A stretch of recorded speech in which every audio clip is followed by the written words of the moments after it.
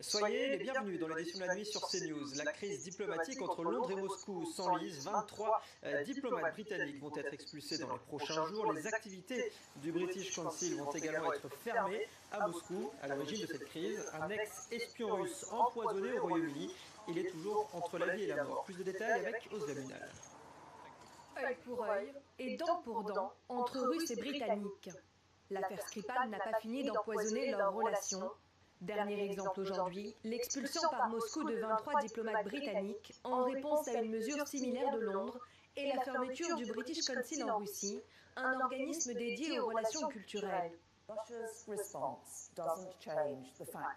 La réponse des Russes ne change pas les faits. Une tentative d'assassinat de 2 personnes sur le sol britannique. Il n'y a pas d'autre conclusion possible que de dire l'État russe est coupable. L'ambassadeur britannique à Moscou a tenu à faire la part des choses. Cette crise concerne uniquement les relations politiques et économiques. Nous n'avons aucun problème avec le peuple russe. D'ailleurs, mon travail est de promouvoir nos liens, mais nous ferons toujours le nécessaire pour nous défendre, nous et nos alliés, contre une attaque de ce genre qui bafoue nos valeurs. Moscou nie toujours toute responsabilité. Il y a 2 semaines, un ex-espion russe et sa fille ont été empoisonnés en Angleterre au Novichok, un agent neurotoxique mis au point par l'ex-Union soviétique. De son côté, l'OTAN s'est dite très préoccupée et considère l'utilisation d'armes chimiques comme une menace pour la paix et la sécurité internationale. Une crise qui intervient alors que la Russie vote pour élire son président et sauf énorme surprise, c'est bien Vladimir Poutine qui devrait décrocher un 4e mandat malgré une campagne quasi inexistante. Adrien Denis.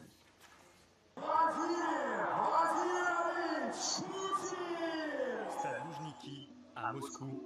2 semaines avant le premier tour de l'élection présidentielle, Vladimir Poutine tient son premier et unique meeting de campagne.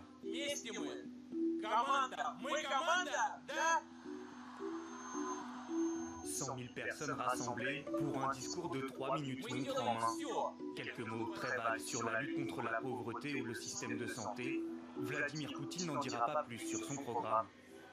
Symbole du manque d'intérêt du président russe pour cette campagne. Pas de meeting, pas d'échange avec la presse ou les électeurs. Le président russe le sait, il n'en a pas besoin. Les sondages le créditent déjà de 70% des intentions de vote. Il y a une demande pour un père de la nation, et Poutine joue ce rôle. Les gens n'aiment pas prendre des décisions, ils préfèrent que quelqu'un d'autre décide pour eux. La campagne fantôme du candidat Poutine qui ne s'affiche que sur des t-shirts ou des mugs. Et pas question de débattre à la télévision avec ses 7 adversaires, pourtant tous validés par le Kremlin, qui a pris soin d'écarter le seul opposant crédible, Alexei Navalny. Reste donc un communiste millionnaire ou une ex-star de la télé, des candidats aux allures de figurants.